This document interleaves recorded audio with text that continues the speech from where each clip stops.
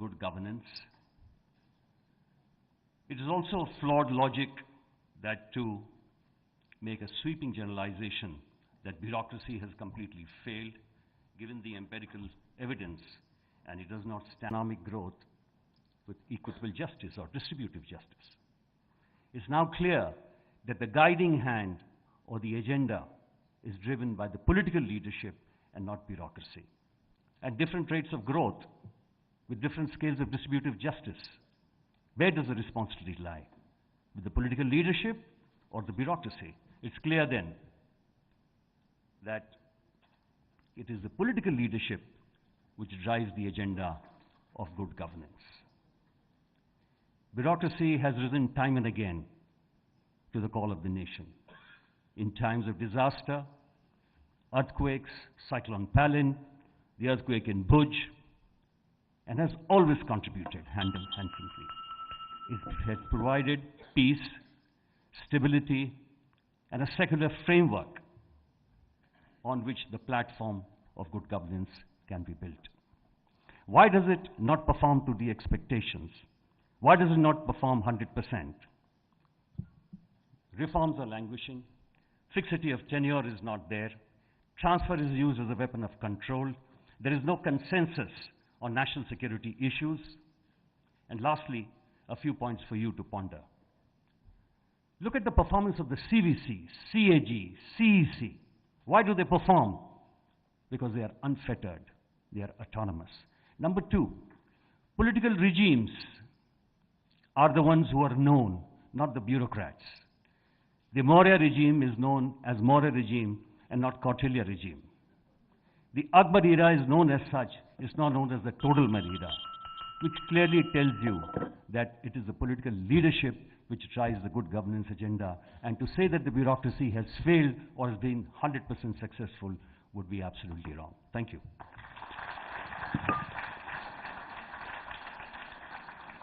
Thank you very much. Very passionately spoken for the bureaucrat. Interjections, please.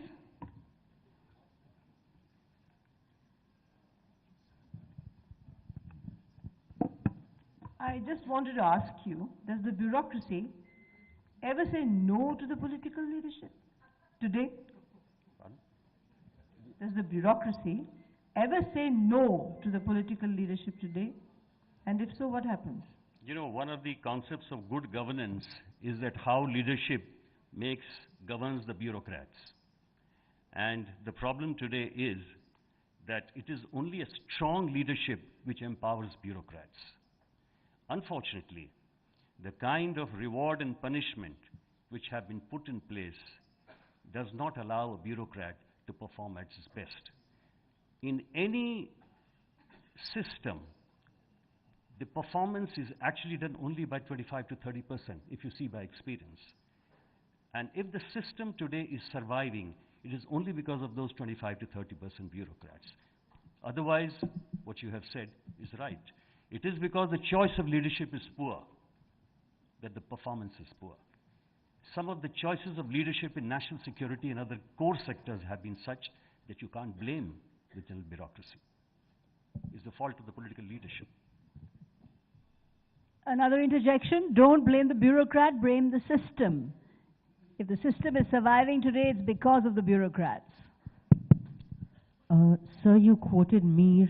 I'd like to start my question by quoting Ghalib. हमें मालूम है जन्नत की हकीकत लेकिन दिल के खुश करने को गालिब ख्याल अच्छा है. Don't you think that instead of arguing against the motion, you're apologizing for the motion? I don't know whether I'm apologizing for the motion or not. I'm just saying that the Indian bureaucracy has been thrashed and bandied about as it has committed failure, which is absolutely wrong, because it's a whole systemic response which will give you good governance. There are a lot of stakeholders, other stakeholders, who have to be responsible too.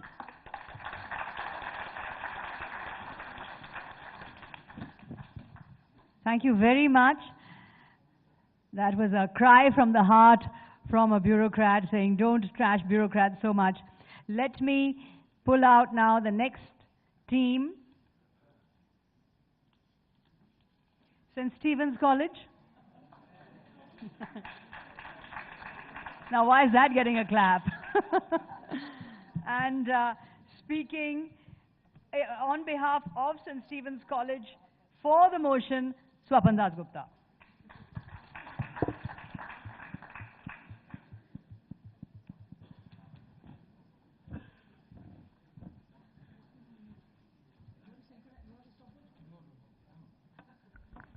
I'm technologically challenged.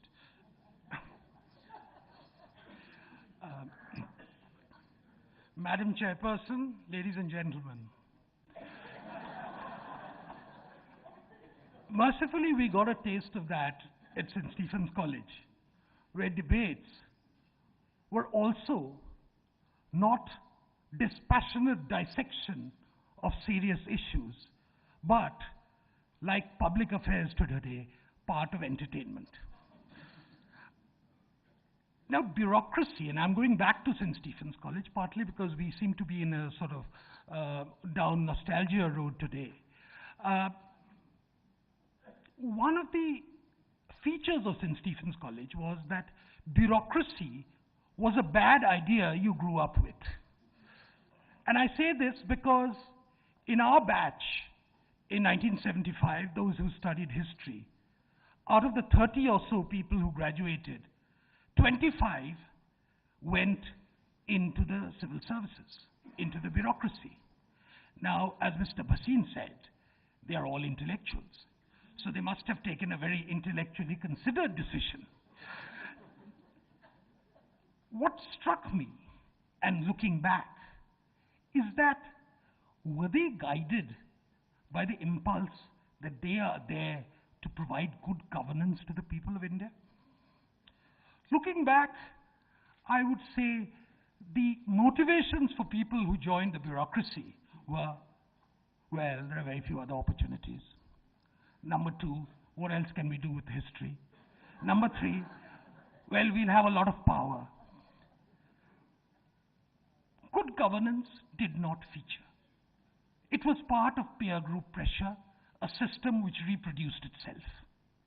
And I think it's important to talk about this, because these days, when I'm covering, especially during election season, when you're covering the political parties, when you're talking to them, you're always confronted by a very strange phenomena.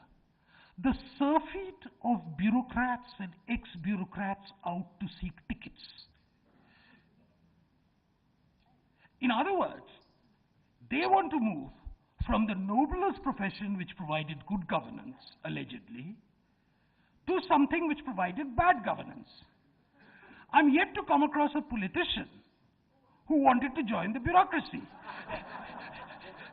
But I have come across numerous examples of the bureaucrats who either wanted to join politics, either openly, like my colleague today, Pavan Verma, has done so, or in a more covert fashion, by getting nominated to a politically sensitive commission. Both are part of the same game.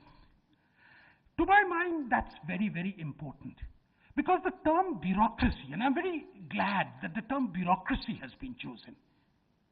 We didn't choose the term public servants. Because the term public servants means something. Civil service, it means something. But the bureaucracy means a machine.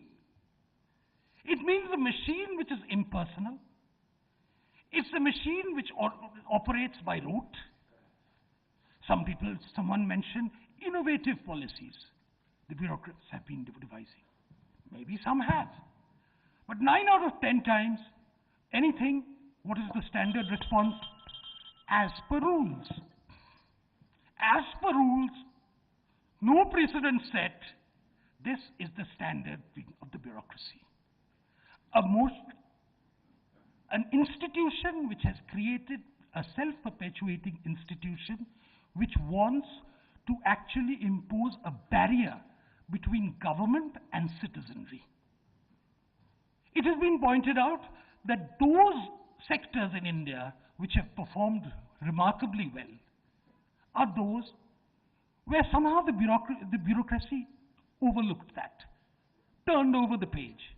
Someone called it India operates at night, That's the time when the bureaucrats go to sleep. I don't know about policemen, but at least the bureaucrats go to sleep. The whole notion of an oppressive system, a system which actually blocks, which misleads, which takes politicians and creates a courtier culture. Courtier culture comes in two forms. One, through the political hangers-on, but far more important and far more insidious, in my view, are those who give intellectual justifications to the ministers to go and do that. And the bureaucracy is rather good at that. After all, they are intellectuals, as you pointed out. Thank you very much.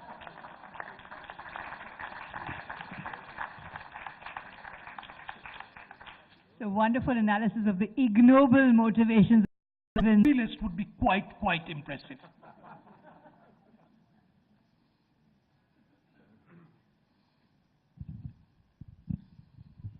To follow up on Mr. Azad's question, now that we know that the bureaucracy has failed and why it has failed, because you at length mentioned motivations, could you give us a few examples of how it has failed? Let us take the basic thing. We are talking about Mr. Azad. Let me go back to Mr. Azad's thing. Mr. Azad spoke about how the great system of democracy was actually brought into this country by the bureaucracy. The decision to give adult franchise was not a bureaucratic decision. The decision to give adult franchise was a political decision. The decision to have the implementation of free and fair elections is something which is left to the bureaucracy. If Mr. Azad goes back to his own home state, till the last election, would he really seriously say that the bureaucracy actually conducted itself with exemplary rigor? Would he actually say that elections in Bihar were free and fair always? After all, who do we pass the buck on to? Okay, we accept that politicians are winners.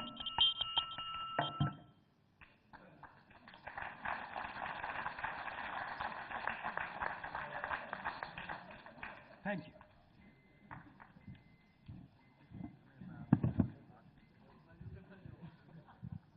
The next speaker from St. Stephen's College, Pavan Verma, who will be speaking against the motion.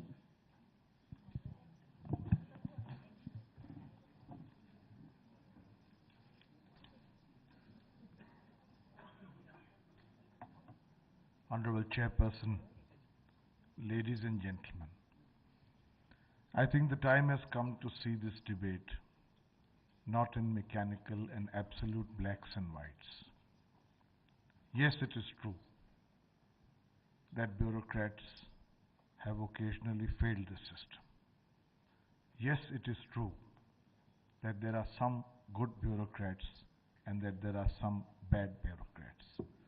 Yes, it is true that occasionally, in spite of adverse circumstances, bureaucrats rise above the occasion, as it is equally true that when provided with the right atmosphere, they fail both the institution and government. We accept that.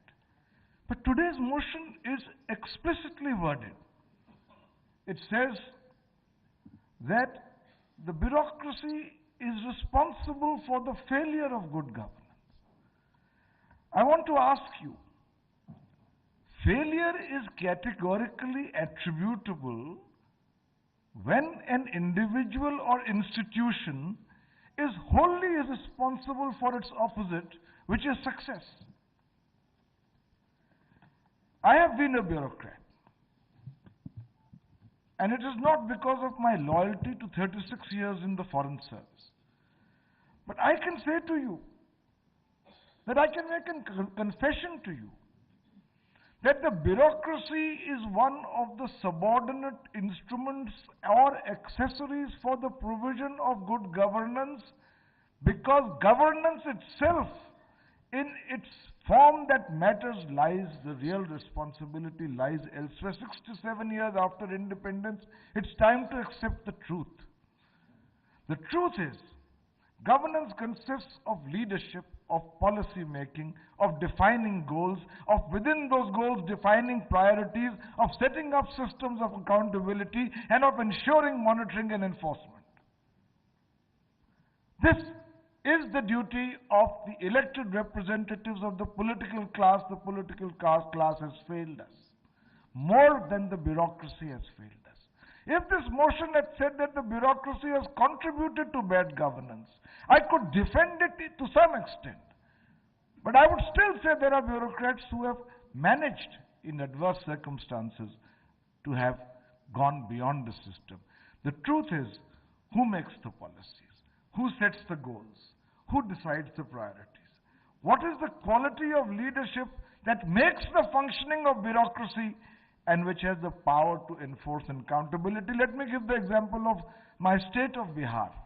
The same bureaucrats who under a certain regime were actually verifiable, responsible for almost minimum output, changed overnight with the change of political leadership when they had decisive goals, a policy, a framework, accountability, and monitoring. I want to put before you the proposition that the bureaucracy very often is like litmus paper. It takes on the color of the political class. In my own Ministry of External Affairs, for 4 years, we had a minister who had neither the interest in foreign policy nor the interest in being in Delhi. The ministry became literally headless and in drift. You change the minister, the bureaucrat changes. And the same bureaucrat whom you revile delivers governance.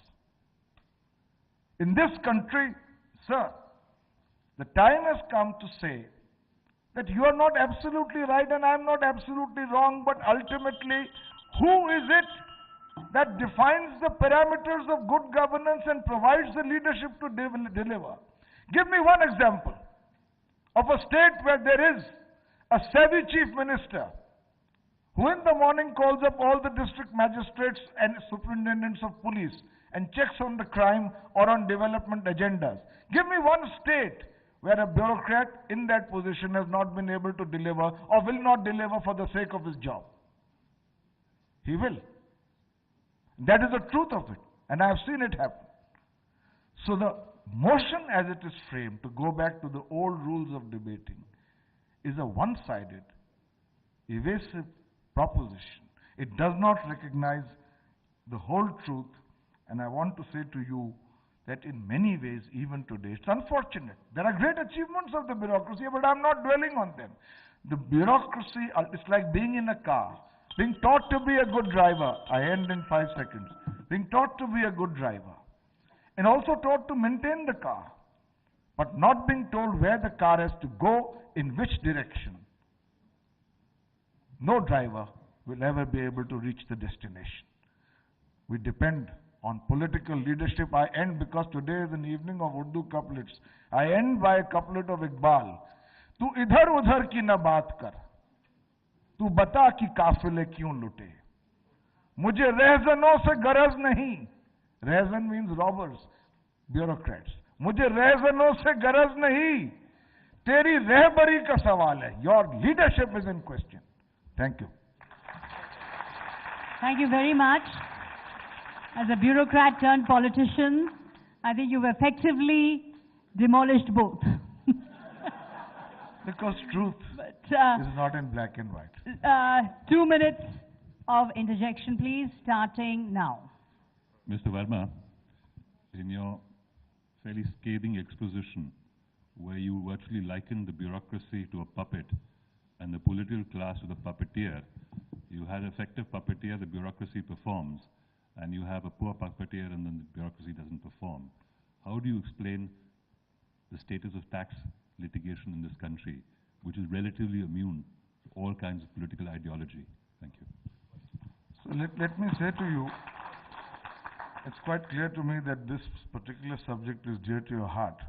It figured in your speech also. But let me say to you that all laws relating to finance and taxation also have had inbuilt loopholes by policies created by the political class, where it's unfortunate that very often politics and bureaucrats and businessmen have become colluders. It's time we pointed the finger at the real culprit, which are those who form the policies and are against reforming them. Right. Another interjection. We have 1 more minute.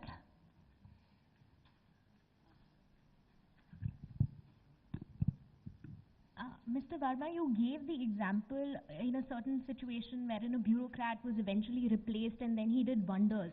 So in giving that example, if we take that a little further, if that very bureaucrat did not perform and it led to failure, aren't you in a way conceding to the fact that the leadership in effect plays a very limited role and it is actually the bureaucrat who controls the reins, and wherein if the bureaucrat fails, it is a failure of good governance? Madam, I'm talking of a collusive condominium.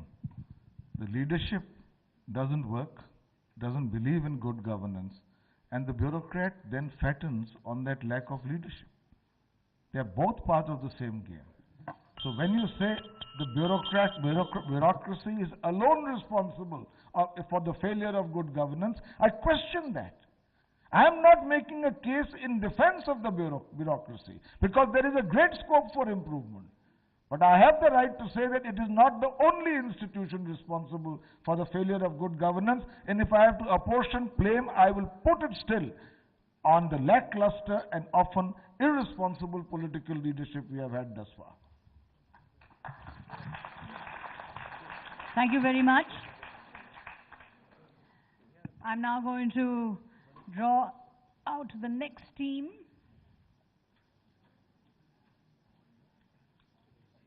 Indraprastha College. Aruna Roy will speak on behalf of Indraprastha College for the motion.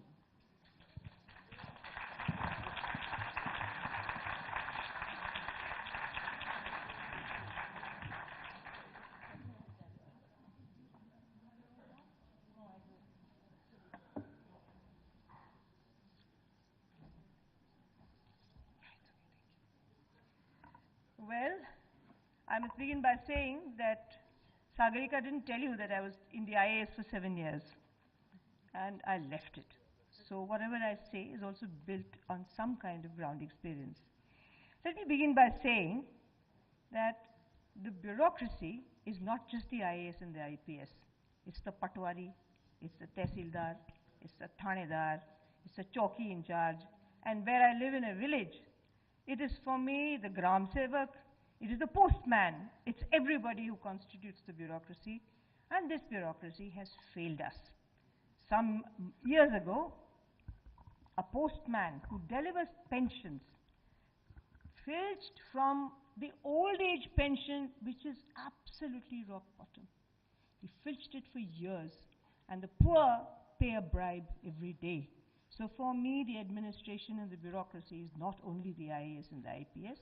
I agree that top leadership in the bureaucracy has also failed because it's so full of self-aggrandizement and its ambitions that it has failed to see how it can govern. Good governance, like many other words we use nowadays, are full of ambiguity. What is good governance? Is it what the World Bank tells you is good governance?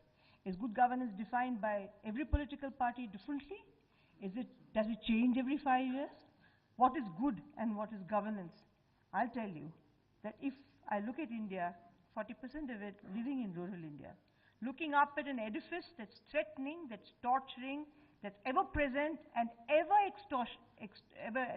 and always using extortion as a means of livelihood and pinning me down, I would say good governance is social justice. Good governance is equality. I will say good governance is delivery of services. That if I go to the ration shop, I get my ration. If I go to school, my teacher teaches.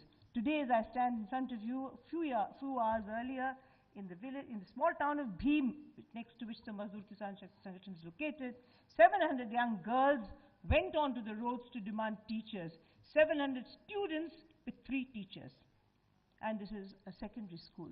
How is this country going to function? Teachers are also part of the bureaucracy. So I really think the bureaucracy has failed. It's failed not only because of political leadership. It's failed because there is no principled ethics within the system. There is no accountability within the system, either to itself, laterally, or to the people. And I think the failure of the Indian bureaucracy is primarily because it does not see itself as transparent or accountable to its people, and it's been a big problem to get it to do so. I was very interested in listening to this conversation on whether it's the political boss or the bureaucrat. I don't know, many of us must have seen Yes Minister and Yes Prime Minister. Now, who's responsible in that for the corruption? And I, as an IAS officer, was taught in the National Academy of Administration that if there is a communal riot or if there is corruption, a good officer can stop it. One good officer in the chain of corruption can stop it. But we don't do it because it means transfers, it means postings, it means leaving the place. And if you're a good human being and you're not worried about all that, it means taking the pressure of the peer group, being taunted, being ridiculed within the service. And I know many of my good, honest friends in the service have suffered. So, in the case of any of these things, a good officer can stop it. And that is why the occasional good officer becomes a god. That's why S.R. Shankaran, who retired as the Secretary of Rural Development from the Andhra cadre, has got a statue in every district in erstwhile Andhra Pradesh. That's why a Dalit student who went up to the Himalayas stuck his photograph on the top of Mount Everest.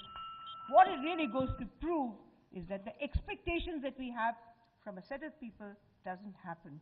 And let's also understand that bureaucracy only maintains the status quo.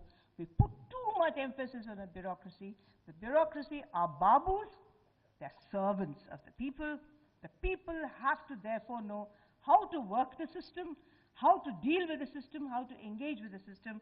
And that, I am afraid, in this long period of 66 years, we have not learnt.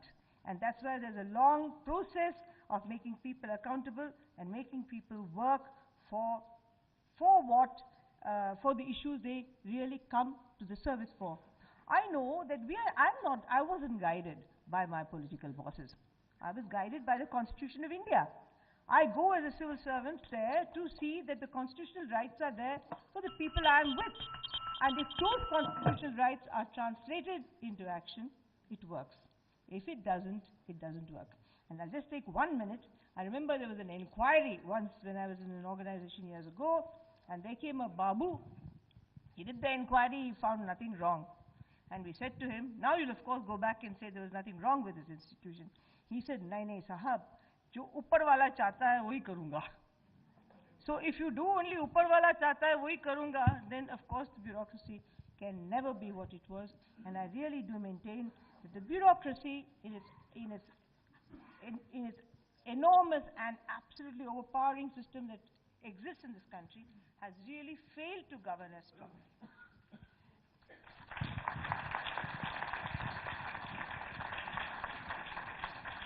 Thank you very much. Again, a cry from the heart of how the good human being, the honest officer, is brought down by the system, and there's no accountability either laterally or to the people. 2 minutes of interjection starting now. Arunaji, you conceded that the bureaucrat who stands up for honesty and for principle is penalized in a myriad ways, not only by peers but by the system. Have you observed if the political class has encouraged the implementation of any of the recommendations of the many commissions set up to provide to a bureaucrat fixity of tenure, the ability to take decisions without being necessarily punished for it? Because let us concede that your dose of idealism is totally worth emulating. But let us also concede that the system must also protect good bureaucrats, and that decision lies with politicians and their ability to form policies to it. So the individual is important, but you will agree that the system has failed us. I want your comment. I think I don't quite agree with you, because I know that even IAS officers have got caste-based associations. So if you touch that particular caste, then they are up in arms and you can't do anything to that officer. But it's a basis not on justice. It's not based on equality. It's not based on the Constitution. It's not based on norms.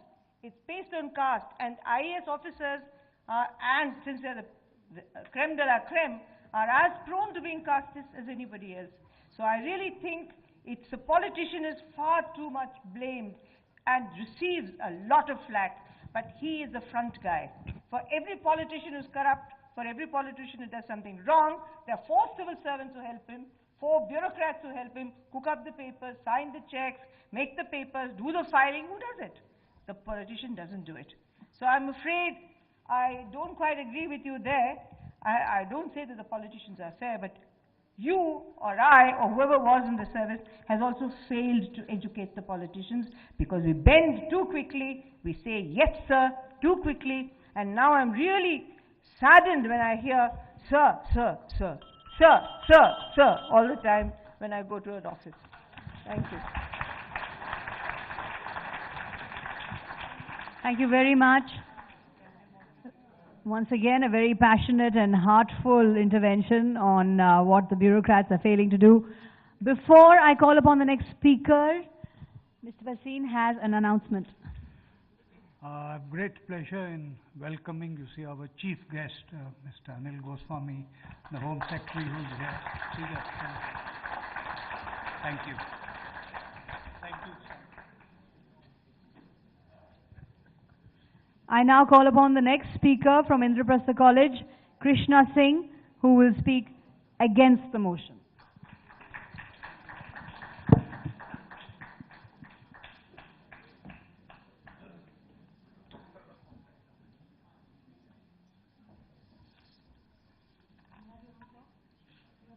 No, I rely on you to give me some extra time.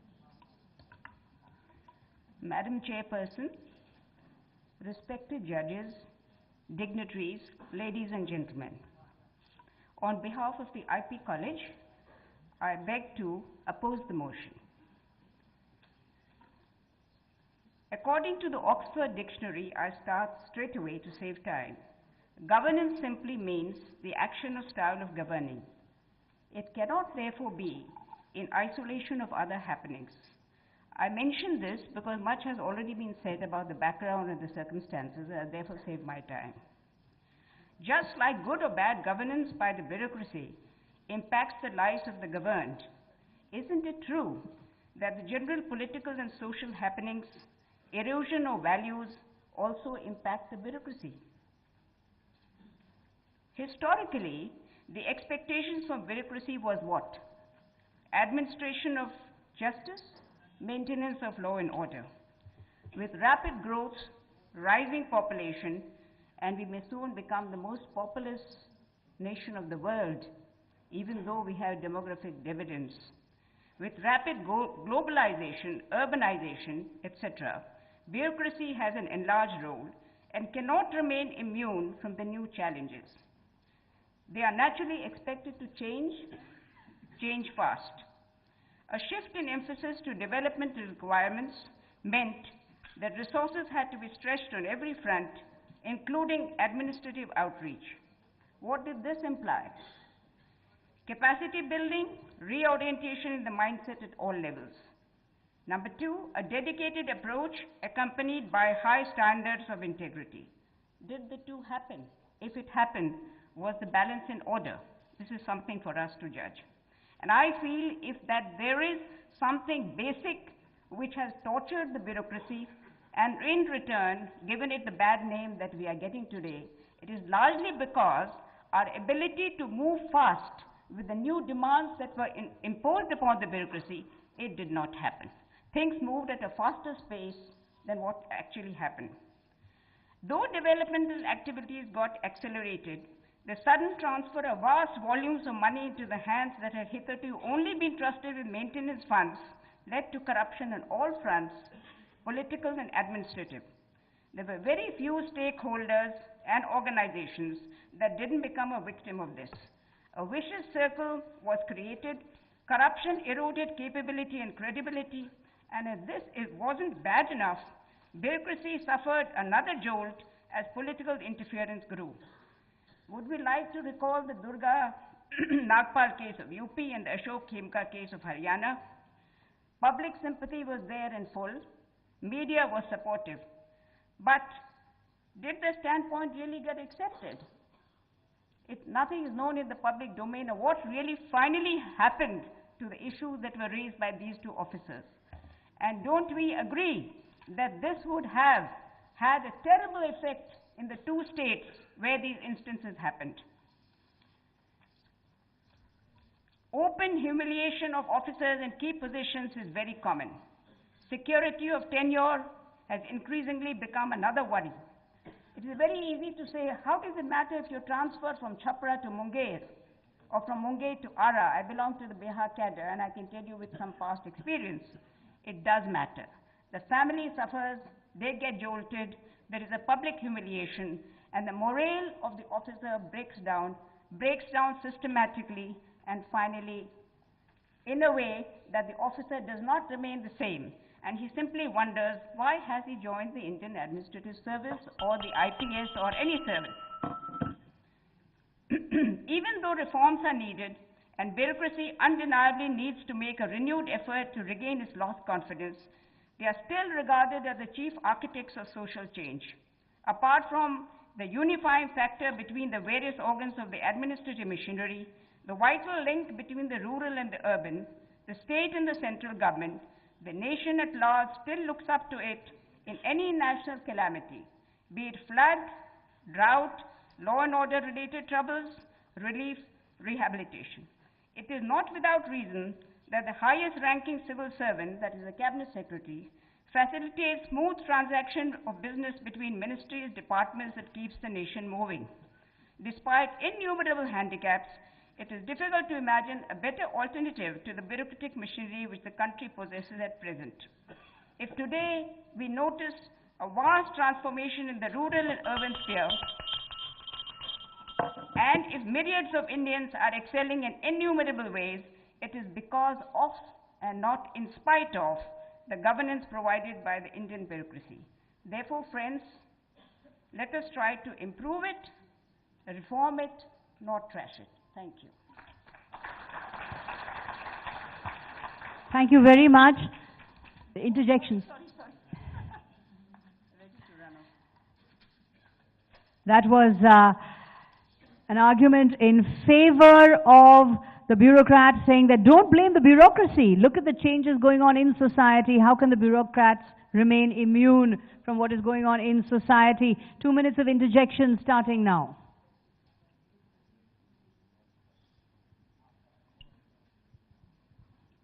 Interjections?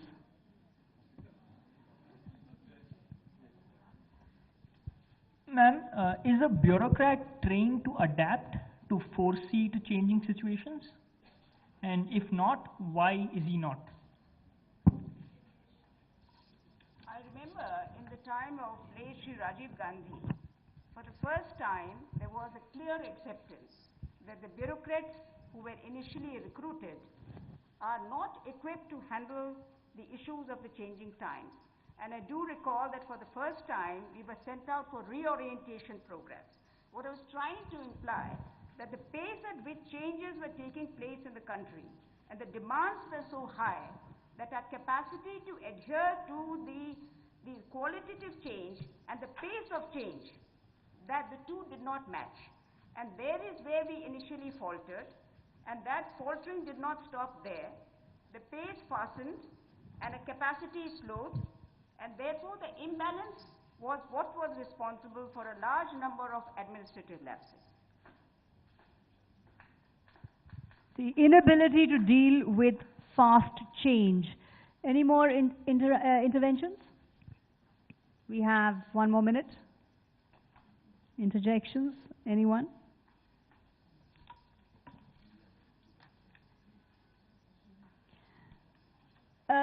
Let me utilize the privilege of the chair. You mentioned the two examples of Durga Nagpal and Ashok Khemka. Would you say that nothing really came out of those initiatives? Because in the end, they did raise awareness and they did create a certain stimulus within the system. So aren't you being a little pessimistic about the two of them? Madam Chairperson, what I meant to say is that in this state, a lot of bureaucrats were looking up at to what finally would be happening to especially the lady officer. They were looking up to the central government, They were looking after the state government. I'm embarrassed to say because I was in the Personal Ministry of Government of India myself. I'm afraid no real intervention took place even from the bureaucrats, because somewhere down the line there was some invisible link or invisible hand moving in directions where the support did not come. Now, it may have raised public awareness and media did its role, but what did not really happen is that what bureaucrats would have liked to see out of this example, that they have come out clean, they have come out stronger. That, madam, did not happen. And there is where the backbone breaks. Thank you very much. A very forceful argument saying that the main reason why the bureaucrat is often blamed is because the bureaucrat simply doesn't keep pace with the fast-paced changes happening in society. Let me call upon the next team. Sri Ram College of Commerce. Speaking for the motion, Sharan Godia.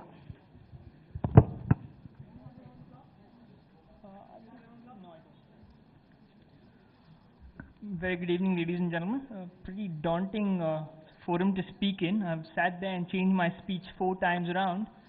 Hopefully I'll get this one right. So, ladies and gentlemen, I'm here to speak for the motion. This House believes that the Indian bureaucracy has failed in delivering good governance. So let me start off on a light note. Let me get my nerves free. So when I got this motion, ladies and gentlemen, the first thing I did was just a simple Google search on the Indian bureaucracy or bureaucracy in India. And funnily, the most interesting thing I found, and you guys will find it very interesting too, the top 3 things on the related search item list, which was number 1, corruption in India, poor governance in India, and 3, failure of the bureaucracy. And I said, hey, what the hell? There is no debate here. The bureaucracy is being synonymous with corruption, and the performance of the bureaucracy is being equated to poor governance. So this is a truistic motion. But having said that, ladies and gentlemen, I am going to point out to you through my speech why we have failed, and I'm a little disappointed that all speakers who spoke before me gave a very consequential approach to why we failed. I'm here to tell you that we were destined to fail.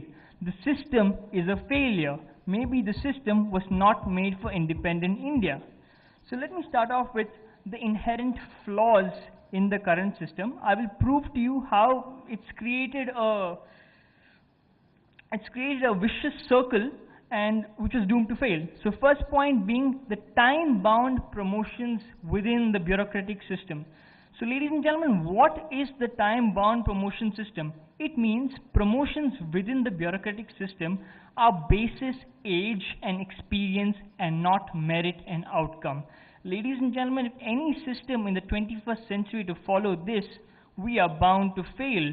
There is no incentive for a person to work. He knows he's not going to get promoted. He's only going to get promoted when he completes X number of years or is X number of years old. So there is no motivation to work. As a result, he's very happy maintaining status quo, and nobody is going to question him. Now, ladies and gentlemen, what happens if we do question the person? If there's a new government, there's a new leader, and he wants to question his bureaucrats under him. What happens? Ladies and gentlemen, they are so unionized, no one's brought this out, they are so unionized that if they know they all can't get fired, right? So all that will happen is the next day files will start going missing. Let me give you another example, a very relevant one and something which has been happening very recently. The new government announced a biometric attendance for central government employees in Delhi, only working in Delhi. So machines were installed in offices, that was linked to their Aadhaar cards, people started logging in with their fingerprints, so attendance was recorded basis fingerprints. All was fine, reports came out, people started entering office on time for a change, and then there was a series of incidents. All of a sudden, there were wires cut, there were machines broken, and there were machines missing, ladies and gentlemen, missing. So the funny thing here is people just do not want to work. They do not want to contribute. So in fact, in this case, a complaint has been lodged with the NIC on physical security of biometric attendance machines. And as a result, CCTV cameras have been installed in offices, all offices, this is Krishi Bhavan, all of the offices in central Delhi.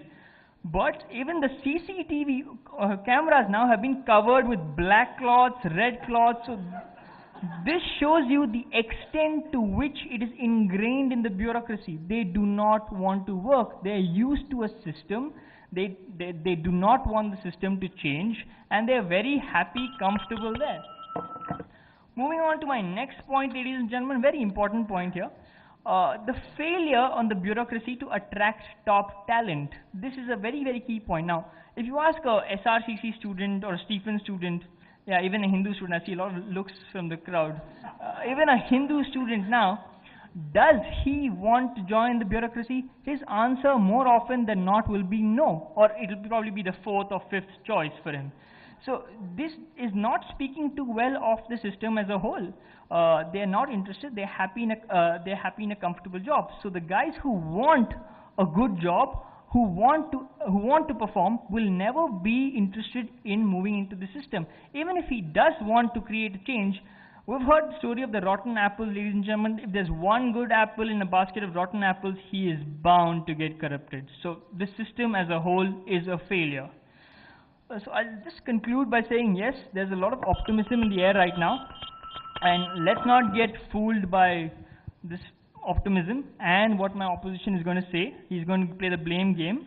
But irrespective, I think I've proved on a fundamental level how the democracy, how the governance as a whole, and how the system as a whole is a failure. Thank you very much. The voice of Gen Next, saying the entire bureaucracy is a colonial civil service not designed for independent India. It is bound to fail. Interjections of 2 minutes starting now. Yep. Please go slow. There are about 1 million students who want to join the bureaucracy and appear in the UPSC exams and the various state service exams. You mean to say that these young minds are not driven by the passion to serve the country, but they want to join the corrupt and the inefficient band of bureaucrats? Thank you for your question, sir. I take your argument that 1 million people are willing to, wanting to join the bureaucracy, but 1 million in a percentage of how many? How many students are there today? How many quality students are there today? This percentage has reduced significantly, and 1 million is a shocking number. I was expecting it to be much more. So, if that is the case, I think you have your answer.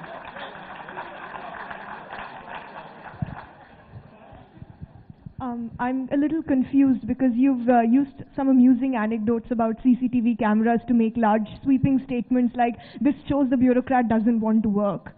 I would like you to actually give us some empirical evidence to demonstrate they failed in delivering good governance and not just say that SRCC graduates don't want to become IAS officers. Thank you, ma'am. I could go on and on giving you so many examples. I think a lot of speakers have given you a consequential approach, result to why the governance failed, why the bureaucracy has failed. You only have to look at your headlines in all leading newspapers, in all leading news channels.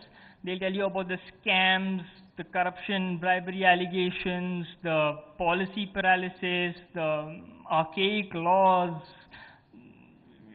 retrospective taxation, and so on and so forth. All of this has happened because of as a failure on the part of the bureaucracy. Just may I ask, is it time?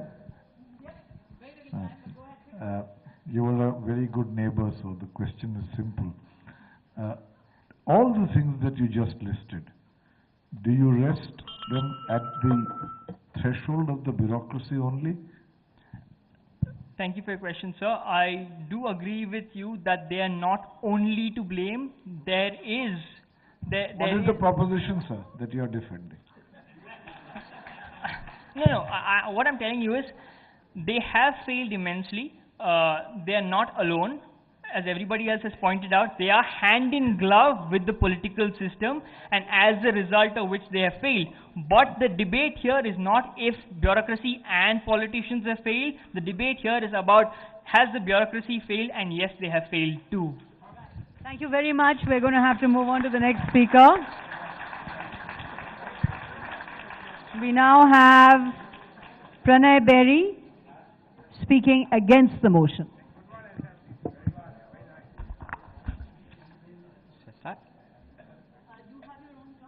I've got a count somewhere in the crowd. I think, yeah, I have a count. Okay, great. Should I start?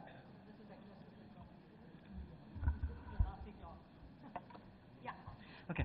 Good evening, ladies and gentlemen. To truly understand where this debate goes, for or against, I think we need to answer two fundamental questions, and I'll lay them out right at the outset, and then we'll go into the debate and see where this debate actually went, right?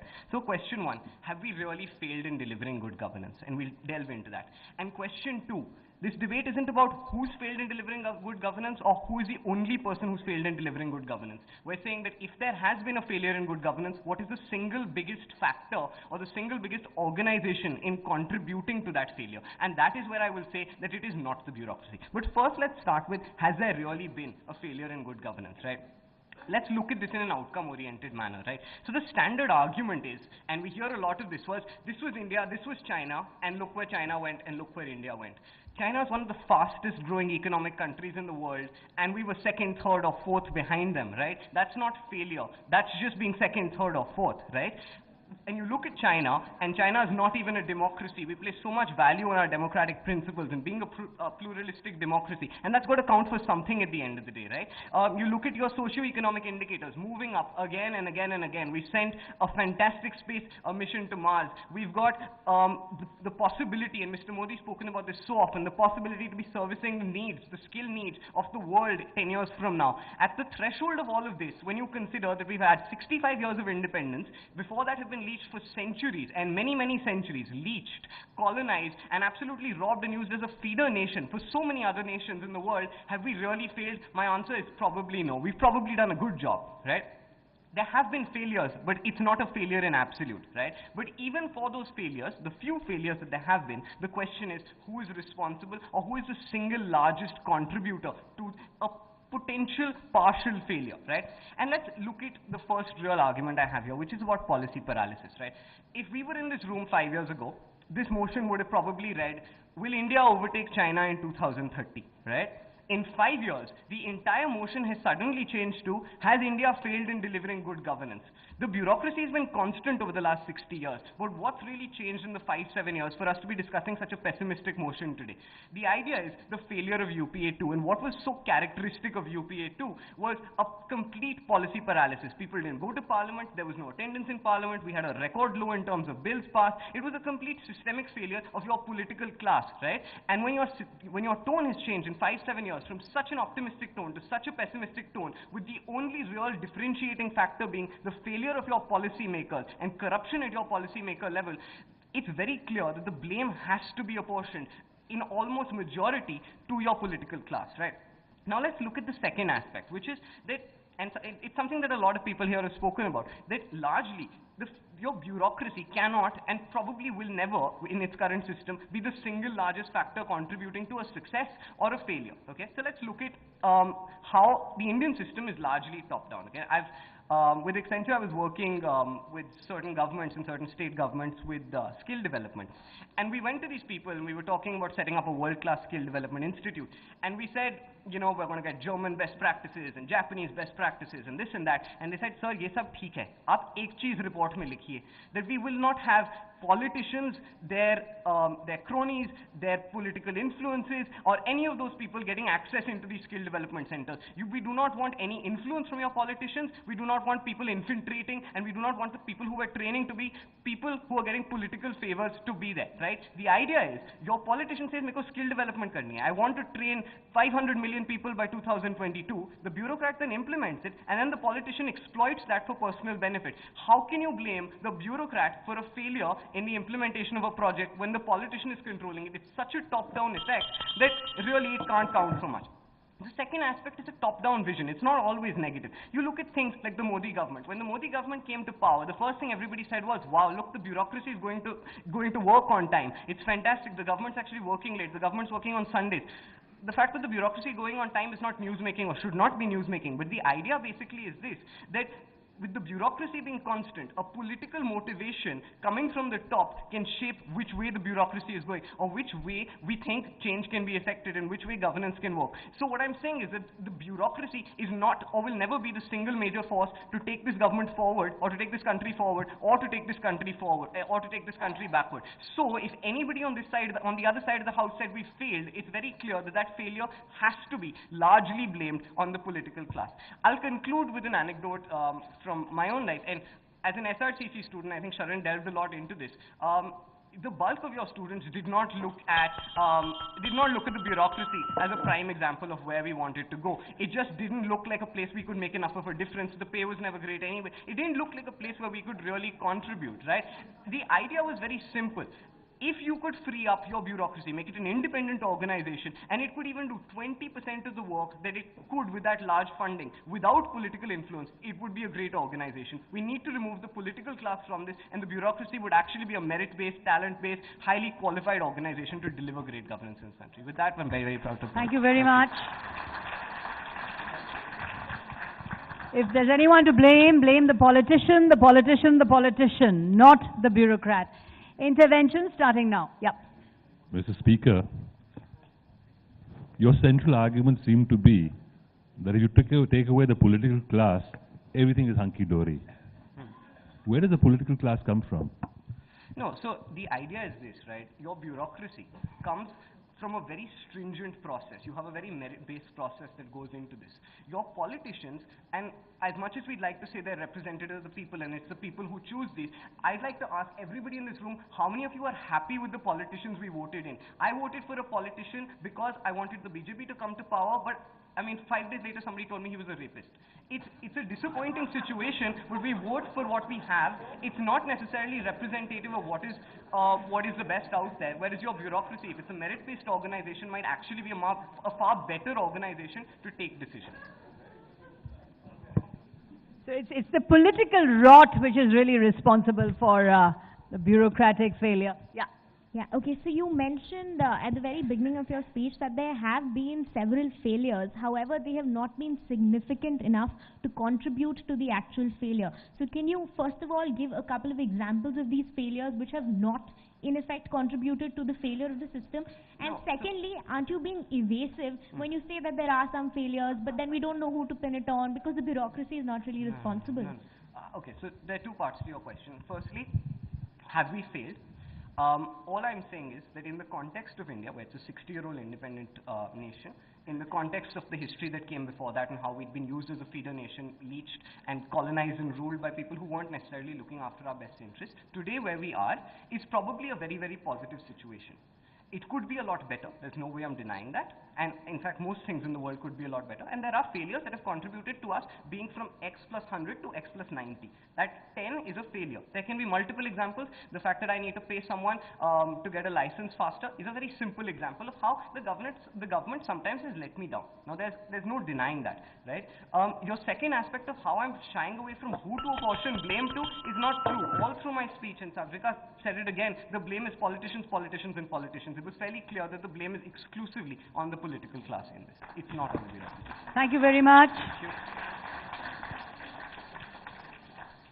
Our last team for this evening's debate, last but by no means the least, Miranda House, and speaking for the motion, Swara Bhaskar.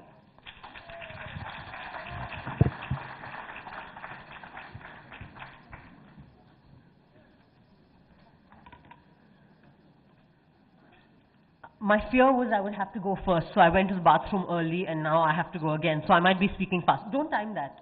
No, I'm not. Okay. Do you have your own talk? No, but my father is somewhere. He's going to wave. Recently at a family dinner time gossip session, which I love, we were gossiping and discussing the marriage of a relative's daughter who'd made a very prized catch, an IAS groom. Turns out that the going dowry rate for an upper caste, mind you, IAS or IPS officer in Bihar these days is about 40 to 50 lakhs in cash, inclusive of jewelry, but not including a car, a house, and the other expenses that marriages entail, like barat ka kharcha, patakon ka kharcha, gadi ka kharcha, and whatever other kharcha the boy's side can imagine. As an excitable grandmother put it, IAS ke liye dahej ka to kuchho limit nahi hai bhai. This little family secret, embarrassing family secret of ours, to me, points to a very central paradox in the relationship between the Indian bureaucracy and good governance. I will not test your intelligence by reminding you that dowry ka adan pradan is prohibited and punishable by Indian law, but I will only point out to you that it is one of the many responsibilities of the bureaucracy to bring to book those who engage in this activity. And yet, it would in fact be the most intimate relations of the bureaucrat, his smug parents, his proud in-laws, his blushing bride, and indeed himself that he would have to charge were he in fact engaged in the business of good governance. Ladies and gentlemen, esteemed judges, honorable chair, my worthy opponents, and everyone who is so patient today, of course the Indian bureaucracy has failed in delivering good governance, and miserably so. My contention, however, is that the Indian bureaucracy has failed in delivering good governance, not only because there is corruption in it, inefficiency, lack of drive, non-performance, red tapeism, status quoism, lack of results or discrimination, apathy, arbitrariness, ineptitude that characterize the bureaucratic procedure in India. All the above are true. So much so that it's obvious, I have it by heart, and that studies show that in rural India, people actually budget the bribe that they will have to pay to the patwari that month as part of monthly expenses. My contention is that the real and utter failure of the Indian bureaucracy lies in the deep contradiction, the conflict, and even opposition between the values upon which this bureaucracy was founded and the values, ideals, beliefs, and principles that the men and women who administer this mammoth structure hold dear to their heart, right from the cabinet secretary on the top down to the patwari that Arunaji reminded us about. I'm an actor. Allow me another anecdote, please. An early childhood trip to Ayodhya with the extended family. We stood at the disputed site and stared at the controversial structure, now a mosque, originally apparently a temple, in legend and belief the holy birthplace of one of our gods. At this moment in my story, being manned by an indifferent and, bored-looking, khaki-clad policeman. A robust and, I have to say it, overbearing aunt walked up to this man. She was herself the daughter of a police officer, and went up to him and in a challenging tone said, "Kaun jaat ke ho?" "Thakur hai," he replied with surprise and assertion. "Sharam nahi aati?" the unputdownable aunt retorted. Sri Ramchandra bhi Thakur the. Thakur हो तुम और यहाँ खड़े होकर ये मस्जिद की रक्षा कर रहे हो. The policeman paused and then replied with a wry smile. बहन जी नौकरी कर रहे हैं, पर आप उठाइए ईंटा पत्थर और दे मारिए, जो हम रोक दिए सो हम ठाकुर नहीं. When such is the failure of its officials to recognize and owe allegiance to the values upon which this bureaucracy was founded, is it surprising that the police and administration turn a blind eye as riots unfold in their areas, that they excuse or are complicit in crimes against women, that Indian bureaucratic decisions can be influenced by top corporates but never by resistance movements of slum dwellers, when the officials of the bureaucracy largely espouse values that are residually colonial, feudal, classist, casteist, and elitist? It is no surprise that the Indian bureaucracy remains a slave of power and capital and thus fails at delivering good governance. The arguments that my worthy opponents have made reek of the central reason why the Indian bureaucracy has in fact failed at governance in general. My esteemed opponents cited UN development reports, millennium reports, GDPs, numbers, astounding numbers. China, the more poetic one, cited Mir. Barring Arunaji, who mentioned in passing, no one talked about the 120 crore people that this governance is intended for. That person has remained absent from this debate. Allow me to focus attention on that person. I wager that every single person in this room, including all the bureaucrats here, have at least one story of the encounter with the Indian system, the corrupt, murky Babu. This person makes us us largely English-speaking, educated, urban, prosperous people very frustrated. Imagine when we feel so frustrated with the system, what the tribal investor, the Muslim in Kashmir, a member of the ethnic minority in the northeast sees when he looks at the bureaucracy of the state apparatus. A government that appears predatory, even venal, an administration that is non-representative and exclusivist, and security forces working under babus who are often brutal. If the alienation of the citizens from the state in so many corners of this country is not a testament to the failure of the Indian bureaucracy, I don't know what is. My opponents can make any number of arguments, but let's face it, that the lived and experienced reality of the bureaucracy proves that the Indian bureaucracy has failed. I think the House is being generous when they say good governance. It has failed in governance per se. And so I rest my case, and tomorrow morning I have to go and apply for a passport renewal. As they say, you can love or hate the bureaucracy, but you cannot escape it. Thank you. Thank you very much. Thank you very much. That was a very hard-hitting statement on why the bureaucracy has failed. When bureaucrats themselves take dowry, then how can we not assume that the bureaucracy has not failed? Interventions for 2 minutes, starting now.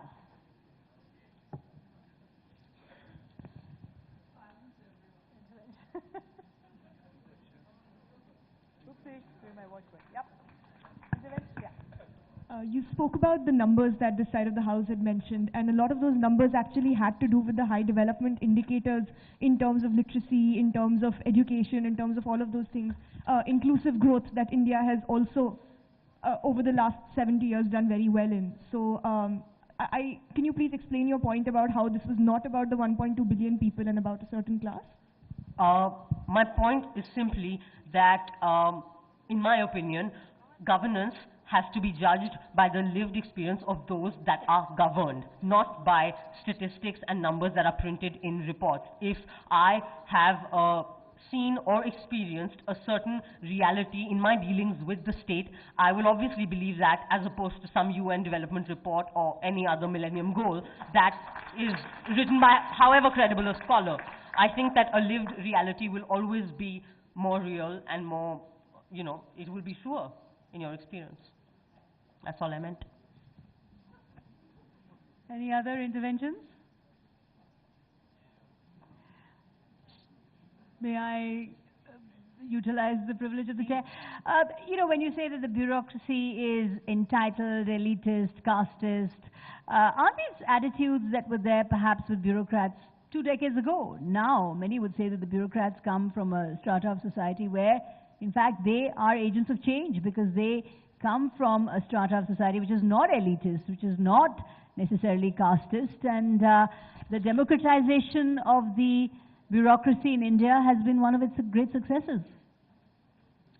I said largely, and I think that it's important to remind ourselves, as Aruna ji did, that when we speak of the bureaucracy, we're not speaking only of the sophisticated cabinet secretaries and the enlightened people who are present all through all the rungs of the bureaucracy. We're also speaking of the patwari. We're also speaking of that postman who had no shame to,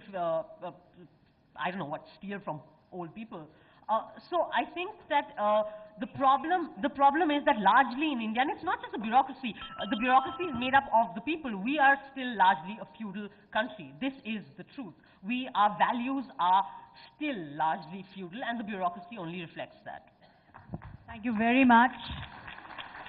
Very punchy and hard-hitting arguments. I now call upon our very last speaker, last but not the least, from Miranda House, Zohra Chatterjee, to speak against the motion. Madam Chairman, Madam Chairman, members of the House, esteemed judges, my worthy opponents, it is my hapless fate to speak last. It is also an advantage because everything has already been said, and I can maybe sum it up all very fast. I can say, ladies and gentlemen, on the basis of my 35 years of long experience in the bureaucracy, that the bureaucracy has not failed in delivering good governance. I say this on the basis of the gratitude of people who have come to me, thanked me for what I have done for them. I can say for myself, I do not feel I have been a failure. And I do not feel that hundreds of my colleagues who toil day in and day out to keep this country together, to deliver good governance to the people, right down from the Cabinet Secretary to the Patwari, have all failed in giving good governance. It is just not true, Madam Chairman. Madam Chairman, when the Indian bureaucracy conducts the world's most complex management exercise, the great Indian elections, it delivers not just good, but outstanding governance. When the Indian bureaucracy organizes a Mahakumbh, the largest religious gathering on earth of 120 million people, it delivers not just good, but brilliant governance. It attracts a group of 50 Harvard researchers to come and study how these pop-up mega cities come up. When a Hemant Karkare answers the call of duty, faces bullets, and lays down his life for maintaining law and order, it would be shoddy of us to call it bad governance. Ladies and gentlemen, when disaster or calamity strikes, it is the bureaucracy which rushes to provide relief and succor. When Indian citizens are trapped in war-torn zones, it is the Indian bureaucracy which smoothly conducts Operation Safe Homecoming. India's green revolution, improvement of social indices, all the figures which my colleagues and friends have mentioned, these didn't happen on their own. They happened with the due diligence, with the efforts of the bureaucracy at the grassroots. There could be an endless list of achievements, but the honorable members of the opposition would no doubt like to undermine and gloss over them. And so, I would most humbly urge this august House to throw this proposition out of the House without a second thought, as it seeks to make a sweeping generalization which condemns the entire bureaucracy in one fell stroke and pronounces it a failure, despite innumerable well-documented examples of best practices and governance by the Indian bureaucracy. However, Madam Chairman, out of deference and respect for the pains taken by my worthy opponents to support the proposition, I will give it a second thought. I will break it into segments and look at it from every possible angle, and I will prove to this worthy House that any way you look at it, the proposition must and always fails. But before I do this, let me respond to the examples of bad governance, corruption, scams, on which the worthy members of the opposition seem to be basing their defense. Madam Chairman, in the bureaucracy, as in other organizations, there are always the black sheep. I do not wish to defend the indefensible, and I will concede that there are bad examples too. However, in a huge bureaucracy, such as the Indian bureaucracy, innumerable examples of good governance also go unnoticed or taken for granted, whereas the bad, the shocking, the ugly is hyped to give an impression of failure and always failure. But I would like to repeat and assert before this House that the bureaucracy has time and again come up with extraordinary performance in emergent situations, and therefore the sweeping generalization which the proposition seeks to make cannot be supported. Let us go to a microscopic scrutiny. Let's look at it from any angle. Has the bureaucracy failed as a system?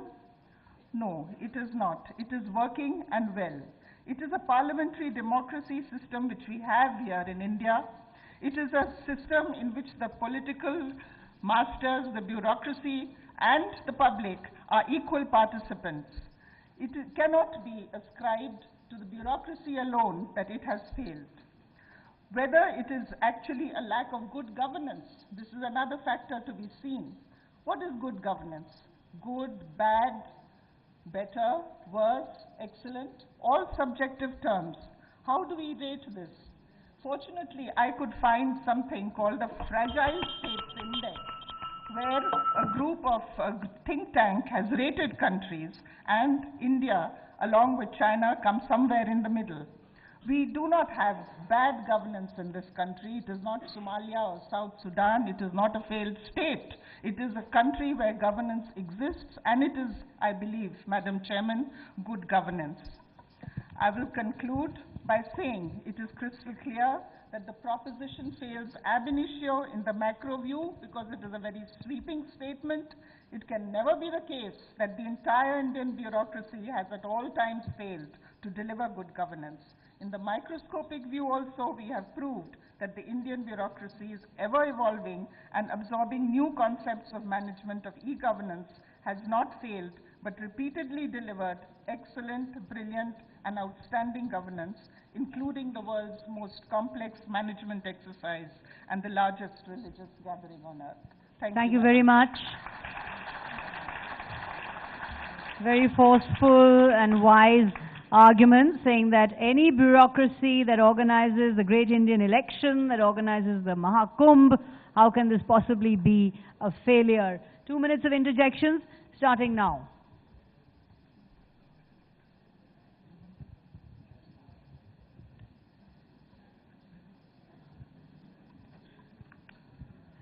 Okay, interjections. Thank you.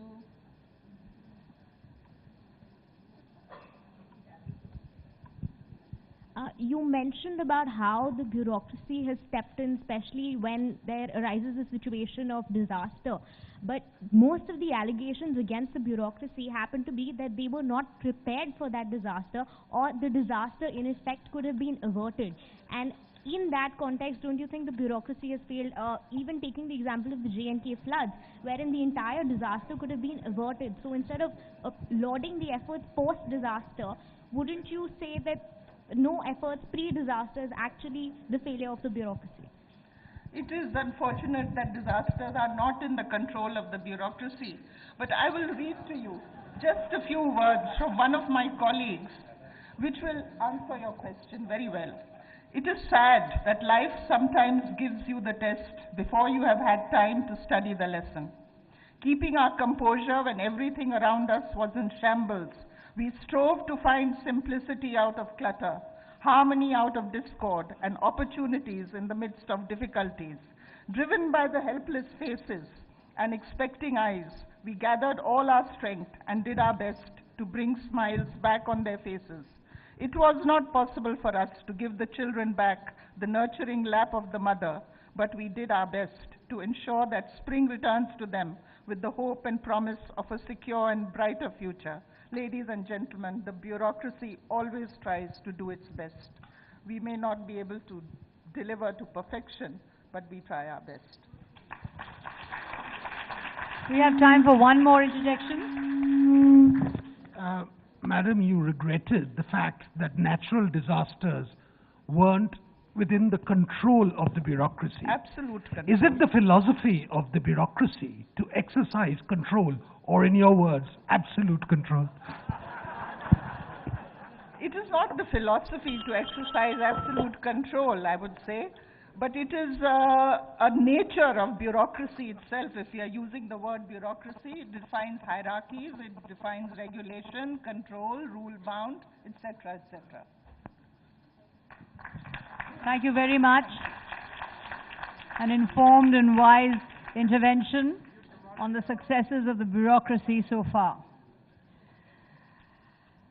This concludes our debate. All the teams have now spoken. The judges, I believe, will now make up their minds. We're now going to turn it over to a 5-minute, just 5 minutes, question-answer session with the audience. Hang on a second, I'm going to have to put on this stopwatch.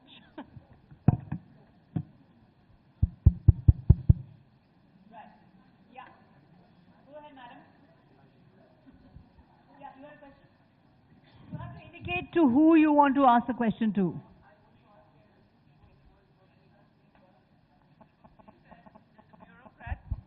Are the leftovers from the university who take the exam. Let me remind him that the best go to the IITs, engineering colleges, and medical colleges. The leftovers come to the university. Well, if you go to the academy,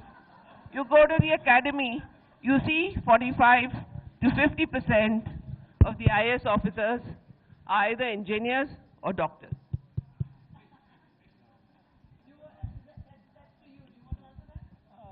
Thank you for your question, ma'am. I never said leftovers from universities. I said the top students, it's not on their priority getting into the bureaucracy. It's probably fourth or fifth on the agenda. And like you pointed out, IITs, I don't know if IITs and medical students are relevant to this debate. We only make career choices once we in college and once we choose a stream. After you're in engineering, after you're in medicine, very seldom, very yeah, go ahead, ma'am. Very seldom do you choose. Ma'am, I have a question here. Okay. Since go ahead. the speaker just now mentioned about the medical profession, I am Dr. Asif Ahmed. I am a psychiatrist. And we have been talking about two classes of people, the politicians and the bureaucrats. I just would like to introduce a third class, the judiciary. There is a school of thought that is a democratic hierarchy. One of the three classes will gain ascendancy perpetually. It will be either in turns, it will happen. Now my question is to anybody from the esteemed speakers or the luminaries here like Mr. Bhasin and Mr. K.C. Mehra. Is it because of an adversarial attitude that this happens? And my second question is it good for the country or bad for the country? Anybody for that? Thank you. Mr. Verma, would you like to take that? Is there an adversarial relationship developing all the time between judiciary and the bureaucracy? I would say that very often they are in conflict, but it's not an ideal situation. And certainly in India, there is a certain preeminence very often, rightly or wrongly, to one of these three institutions in situations where inevitably only the bureaucracy gets blamed. That is a factor that we must take into account. Right. Yes, the lady there in the white. Yeah, I think, can we get the mic to her? There's a mic floating around somewhere?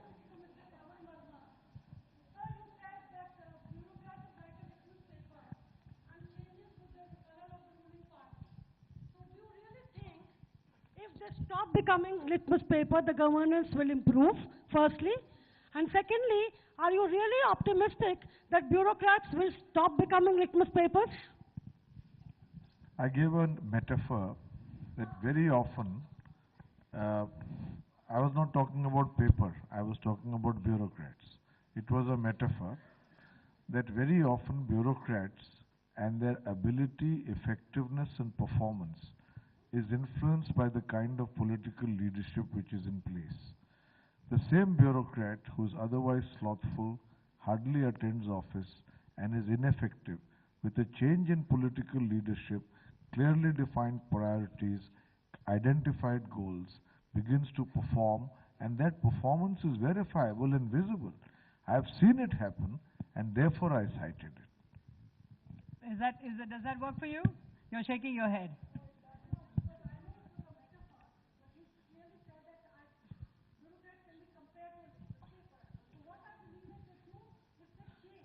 Right. Right. May I just add to that? Yeah. What she says is quite not to be, let's leave the litmus paper alone. It's amazing that within a month, a civil servant or a class of civil servants or bureaucrats or technocrats who advocate a certain kind of policy or a certain kind of program change to what is completely the opposite. And it is very shocking. So I think what she perhaps says is that they cannot change with the political bosses. They have to be tethered to some norms, some values, some basis. That's where we speak of constitutional values. And therefore, they must bring the political bosses to accept that there can be changes through the vote, but you cannot change the quality of government and governance completely.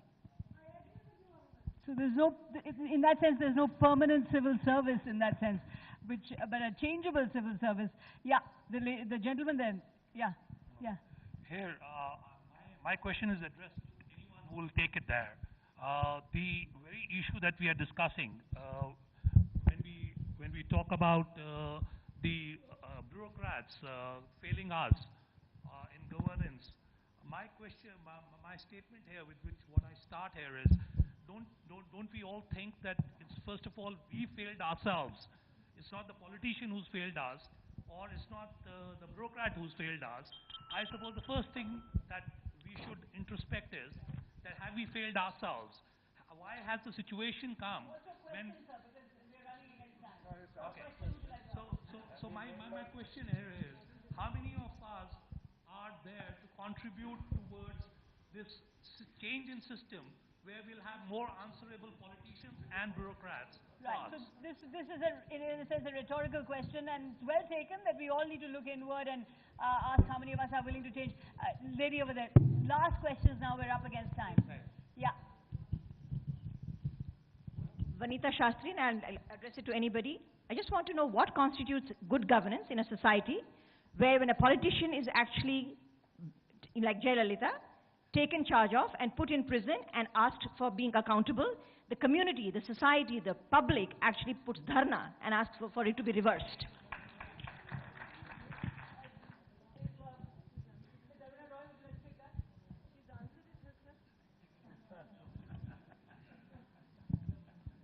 I think it's a debate, and therefore there have been these categories, and I really don't like to be in debates. But I'm just come for the fun of it, and I've come here. But really these issues are cannot be divided into pro and con. Most of them are in grey. And if in the case of Jayalalitha, whatever's happened to her and whatever's been a fallout, is perhaps the poor don't react so much to her corruption as to the midday meals that she provided, the food that she made available very cheap, the structure that functioned very well, the delivery. Tamil Nadu has the best midday meal program in the country. It also has very good delivery services and subsidies for various things that she made possible. The people on the streets are reacting to that. Probably they also condemn her corruption, but immediately probably they see that. And I don't think that it is right or wrong, but I'm explaining what could be a reason for those street protests for what has happened to Jayalalitha. Last question, we're running against time. Yeah. The proposition really has been whether Indian bureaucracy is a steel frame or the steel frame, S-T-E-A-L or S-T-E-E-L. So, whilst it is while that may be an absolute way of looking at the issue, don't you think, and that's to any one of the eminent speakers here, that governance is a service which is predicated on the level of economic and social development or the polity in the country. It's not an absolute thing. So given the level of development that India, and if we look at it in a historical context, would any one of you say that the governance is poor, or like an emerging economy, governance is emerging and evolving? And that's the question. Thank you.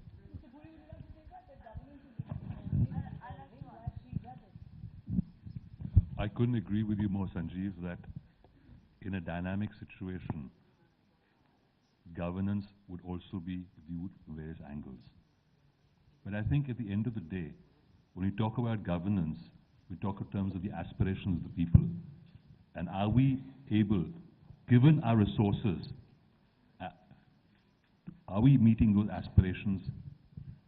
Are we working in their interest? I don't know, you were not here, but some of us were speaking.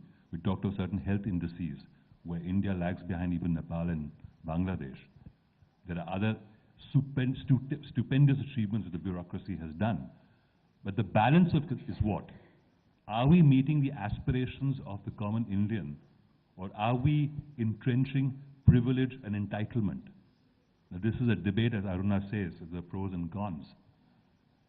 My firm view, I've spent, almost 2 decades in the bureaucracy and now almost 2 decades in the private sector. I know I don't look that old. But there are no absolute answers, Sanjeev. You raise a very fundamental issue. If you're looking for a catch-all one answer, it doesn't exist. If social criteria in terms of human development index is important to you, governance is miserable in this country. If you look at the phenomenal achievement which the bureaucracy does, and many speakers pointed out, organizing the world's largest election, it's a stupendous achievement. But somewhere in between, there are the aspirations of the people, and how well are we meeting them? I mean, your answer is as good as mine. I'm pretty convinced that in critical areas.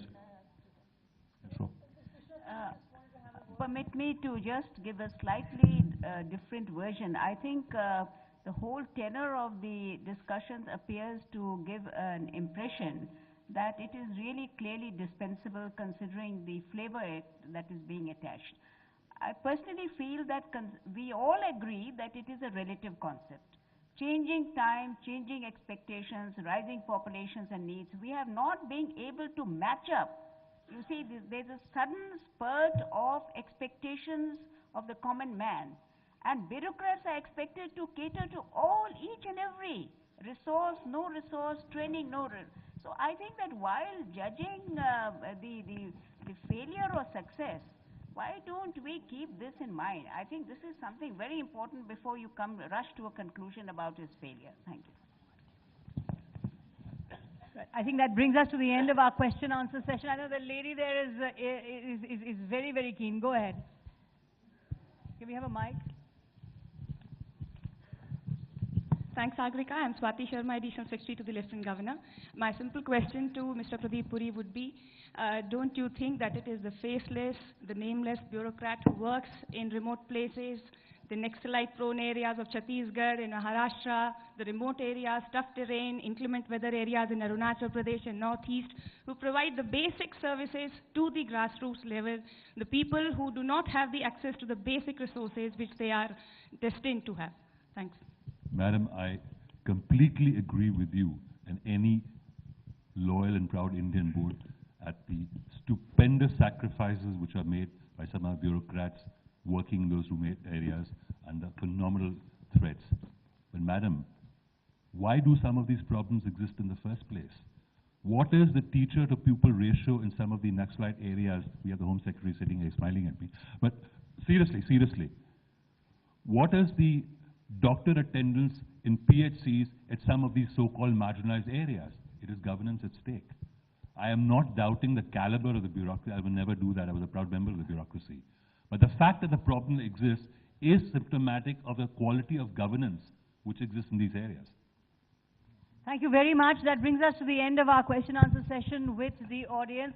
I think none of us envy the judges because all the speakers were so passionate, so incisive, so insightful, and presented such forceful arguments that it's in fact going to be very difficult to decide which among them can be ranked as number one or number two, or which team can be ranked, because they really were also very captivating and stimulating. I think we've had a lot of food for thought today. We've had lots of provocative opinion, lots of rebuttals. Let's give a big hand to all our participants.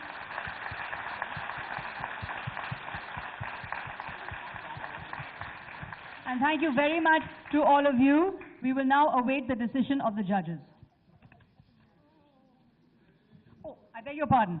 We now place the motion to the vote. The motion, remember, this House believes the Indian bureaucracy has failed in delivering good governance. We are going to do this by a show of hands, I understand? Right. So let's have a show of hands. This House believes the Indian bureaucracy has failed in delivering good governance. How many of you say yes? Yay. How many say nay? Nay. I think the ayes have it. The ayes have it. The ayes have it. The Indian bureaucracy has failed to deliver good governance. Thank you very much indeed to all of you. And we now await the next leg of the program. Thank you very much, Sagarika, for conducting an excellent debate. Big hand for her.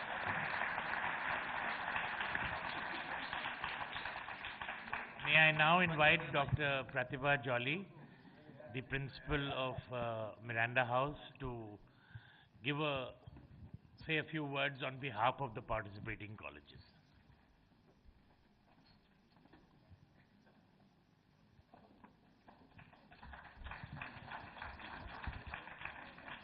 One of the participants, Arunaji, said, teachers are part of the bureaucracy and they have failed. I was one of the naysayers. Going by the debate and what we heard today, no one can say that Delhi University and its colleges and the teachers therein failed the nation. It's such a pleasure today, ladies and gentlemen, to be here and speak on behalf of 6 of the colleges. There are many others out there, 79 to be precise, but St. Stephen's and Hindu got tired of having this immense rivalry, and across the road they wanted then other people to come in, and of course they had to look at the brilliant women's institutions. So SRCC, the top college of the country for maybe 2 decades, also had to be brought in.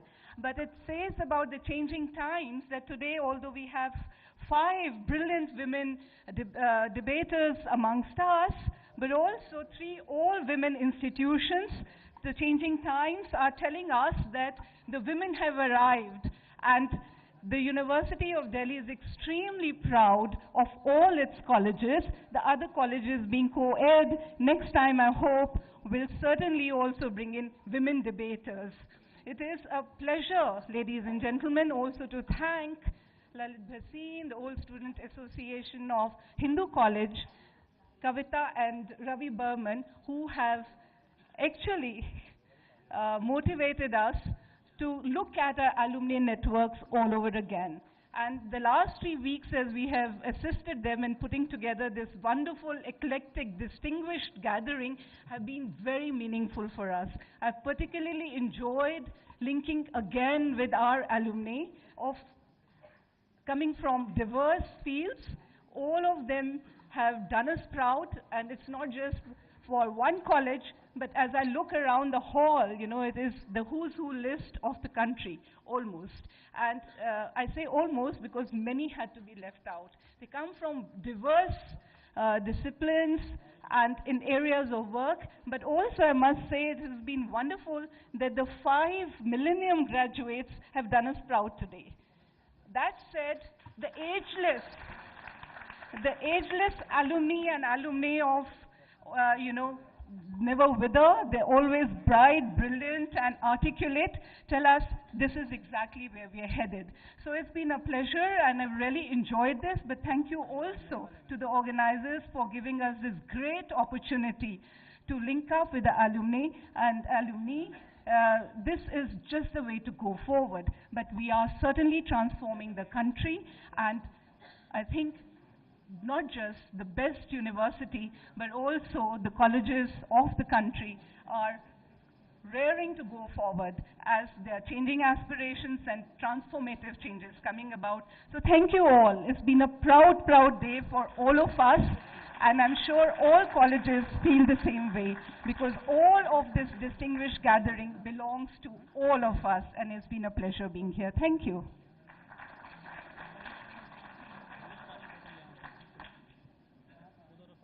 Thank you, Dr. Jolly. May I now request our chief guest, Mr. Anil Goswami, who is also an alumnus, to say a few words. Thank you.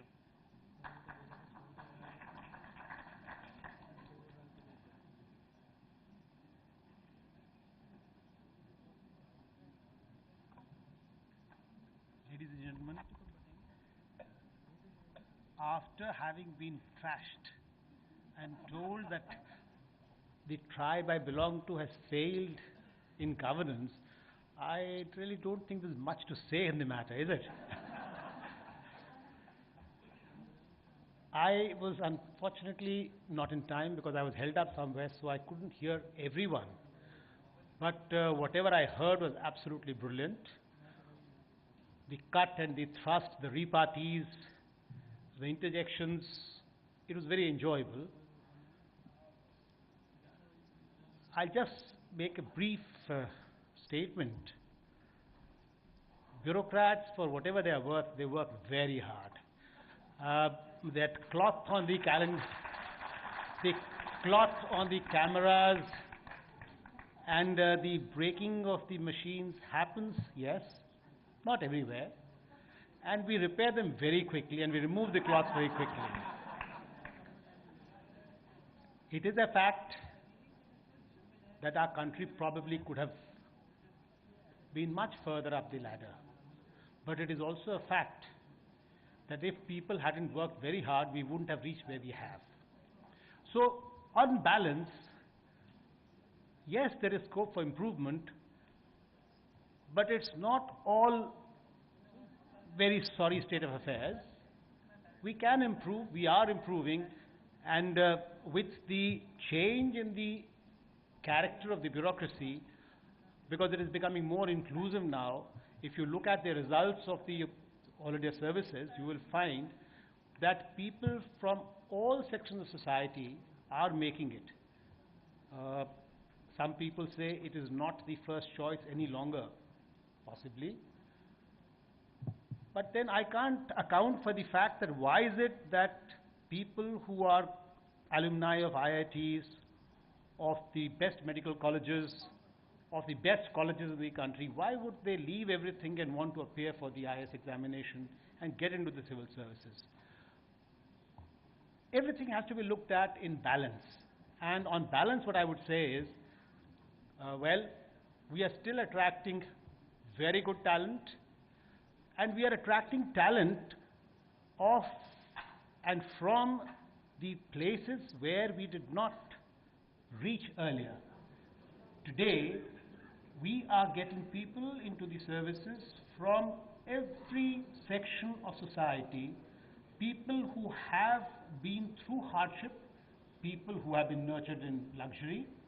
You have an entire cross-section. So when these young people look at a problem, the perspective is far superior to what it was when we joined service. So I am a great optimist, and I think that the bureaucracy is working hard. It is trying to transform. Yes, maybe the pace is not as rapid as it ought to be, but it will get there by and by. And let me assure you that this country has no reason to be pessimistic. Yes, as my friend said, that the indices for health are poor, indices for education are poor, people do not go to perform duty in difficult areas. Yes, I'll just give you one illustration of what I'm trying to say. One of my colleagues told me once that she went to China, and they took her to some school which was about 4 hours drive away from Beijing. And this lady happened to be the Secretary of Education of the state she was working in. So while she was there, she asked the Chinese, what is the percentage of absenteeism amongst your teachers in this country? So the host couldn't understand the question. They asked her, she thought that the interpreter had not been able to explain it properly. So she repeated the question. If there are 200 teachers in your school, on a given day, how many are absent? And how many of them are absent continuously? So the host was offended. She says, no, but why should they be absent? He said, no, I'm just asking. She said, no, but don't we pay them? She says, yes, you pay them, but in spite of that, how many are absent? So he says, nobody will be absent. And she said, if somebody decides to be absent deliberately, what do you do? So they said, you know, we have this parent-teacher association and we have the party infrastructure here. So then we will have a meeting and we will decide what to do. And she said, what will you do? He says, the punishment can go up to shooting her dead or him dead. No, I'm not joking. I'm not joking. What I'm trying to say is that when we compare ourselves to another country which has another system, you have to understand, in my country, shoot anybody, you can't even stop his salary. I mean, he'll go and get some order from somewhere or get a telephone call from somewhere and you'll have to pay the salary. So when you look at it, you have to understand that we have accepted this system. It is a wonderful system. I think this country can only be run by the system we are running through. Because unless we have this system of valves to take out the pressure, this whole place would have exploded. So we have a wonderful system. We need this system. The only thing is we need to work it a little better. Thank you very much.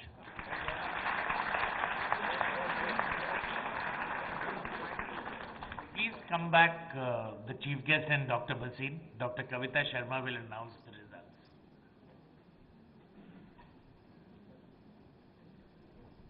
Thank you. The moment that we are waiting for. I'd first like you, ladies and gentlemen, all to give a big hand to all the speakers.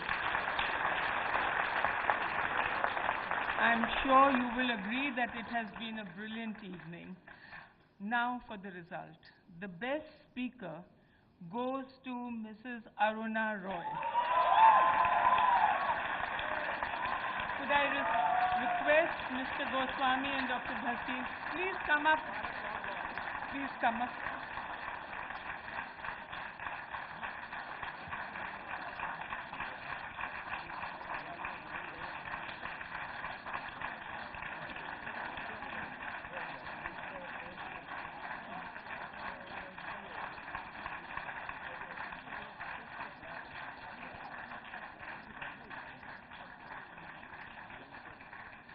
Now for the best team.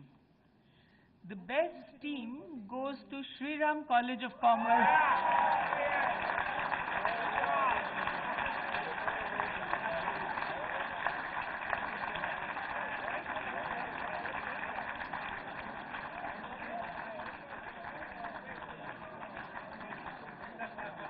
Thank you. So now you know that the judges have actually done a very good job of it. I'd like to thank Justice Leela Seth, Dr. Devki Jain and Justice Mukul Muddal. Thank you very much. Now Ravi, can you take over please?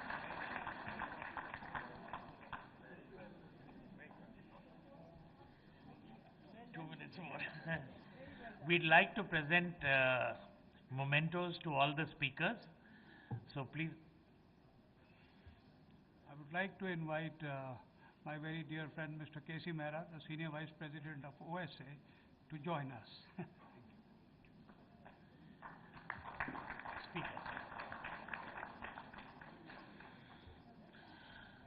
I'll go in the order they are seated. Yashovardhan Azad.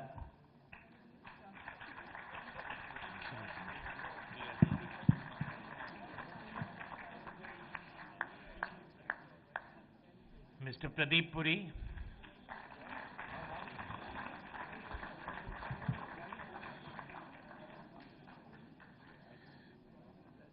Zora Chatterjee.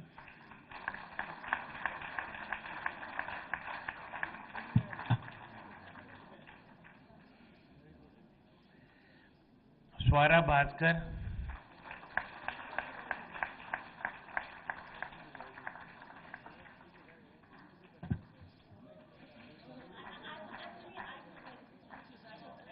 Swara, I thought I'll just tell you, you were talking about your passport.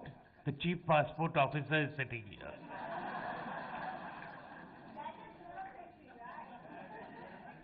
Nabila Jamshed.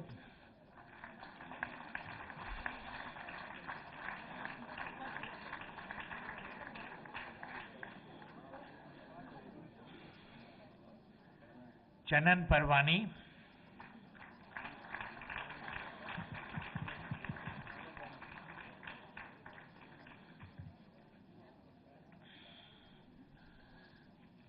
And our winning team, Pranay Berry and Sharon Godia.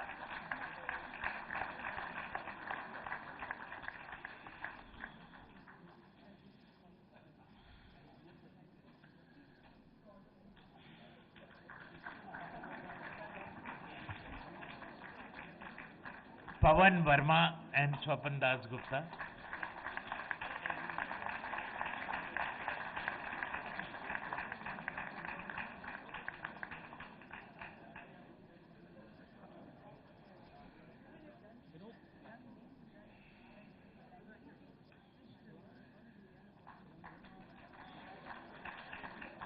And Mrs. Krishna Singh and Aruna Roy.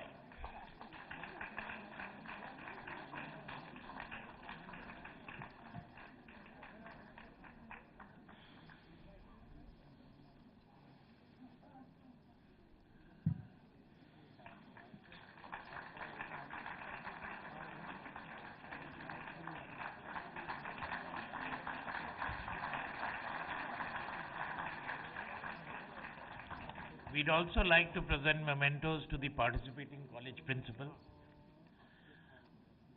Dr. Babli Sensara from IP College.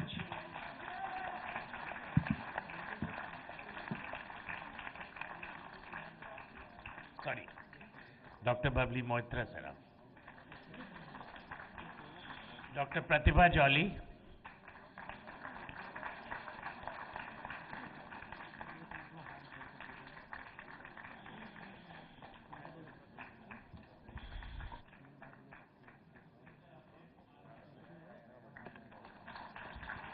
Professor Beko.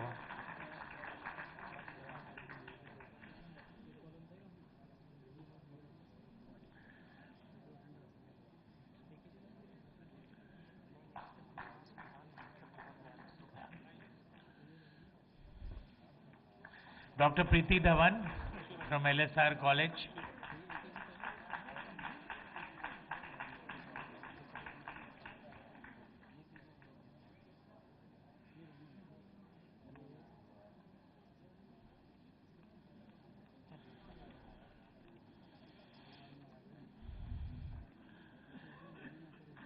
Dr. Pradyuman Kumar from Hindu College.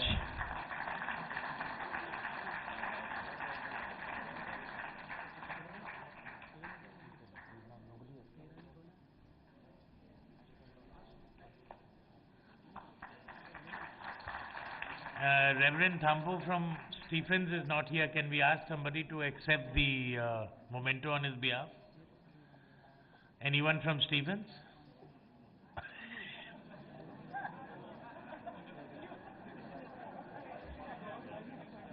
We will send it to him.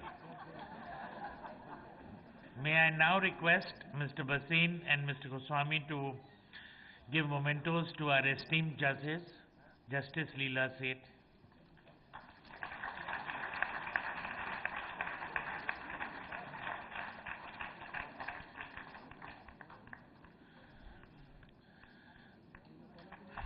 Mrs. Devki Jain,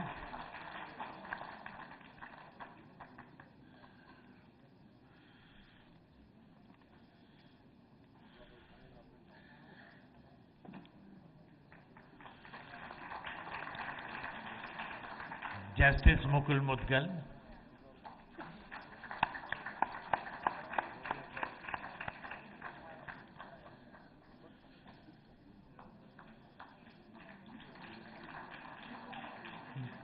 we would like Sagarika Ghosh also to come up to collect her memento.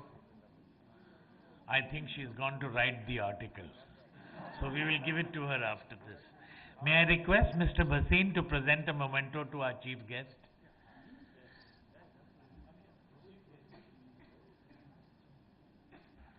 Mr. Anil Goswami.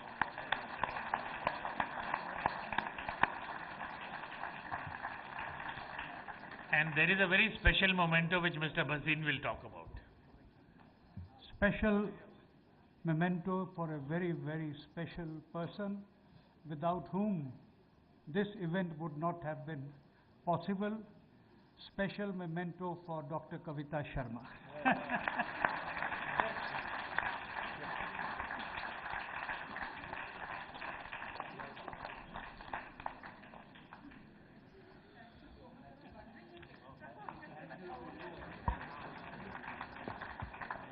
Thank you, sir. Thank you, all of you. I'll just say a few vote of thanks. Yeah.